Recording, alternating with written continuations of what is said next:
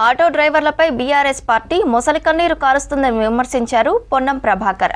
Auto కార్మికులపై చిత్తశుద్ధి ఉంటే బీఆర్ఎస్ హయాంలో వారి సంక్షేమం కోసం ఎందుకు చర్చలు తీసుకోలేదని ప్రశ్నించారు. మహిళలకు ఫ్రీ బస్ జర్నీ స్కీమ్ ప్రభావం ఆటోలపై పడిందనేది తప్పుడు ఆరోపణలన్నారు. త్వరలోనే ఆటో డ్రైవర్లకు 12,000 ఆర్థిక సాయం అందిస్తామన్నారు. బీఆర్ఎస్ ప్రభుత్వం చేసిన నిర్వాహం వల్లే ఆర్థిక కష్టాలు వచ్చాయని అన్నారు మంత్రి పొన్నం ప్రభాకర్. ఆటో కార్మికుల పైన మొసలి కన్నీరు కారుస్తూ ఉంది. నిజంగా వాళ్ళు ప్రభుత్వం 10 సంవత్సరాలు ఉన్నప్పుడు ఆర్టీసీ కార్మికులకు తీసుకున్న సంక్షేమ కార్యాలయం అని ఉంటే చెప్పాలి.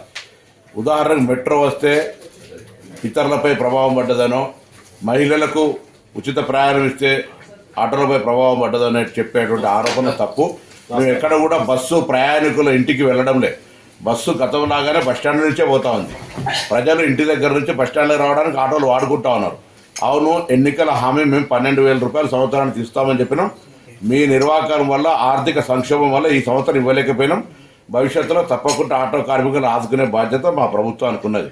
ఇటువంటి రాజకీయ క్రీడలు మీరు ఇలా ఒకరోజు కొరకు ఏదో ఆటో కార్మికులు వేసుకునే డ్రెస్సులు వేసుకొని ఇతరత్ర ఏదో ఇటువంటి వేషాలు వేసేటువంటి ప్రయత్నం, నిన్న బేడీలు వేసుకొని ఇటువంటి చేయడం అనేటువంటిది లైక్ పొలిటికల్ డ్రామా.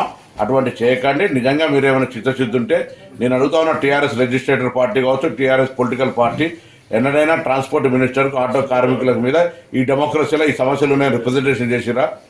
వెనుకటి కూడా సామధాన భేద దండ అంటారు.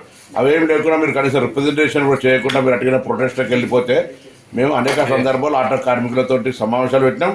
రండి, ఆటో ప్రతినిధులు తీసుకొని బరాబర్గా డెమోక్రటిక్గా మా ఆఫీసులో కూర్చొని మాట్లాడదాం. అంతేగాని ఇటువంటి వాళ్ళ పేరు మీద మీరు పొలిటికల్ ప్రోగ్రామ్ తీసుకునేటువంటి ప్రయత్నం చేస్తే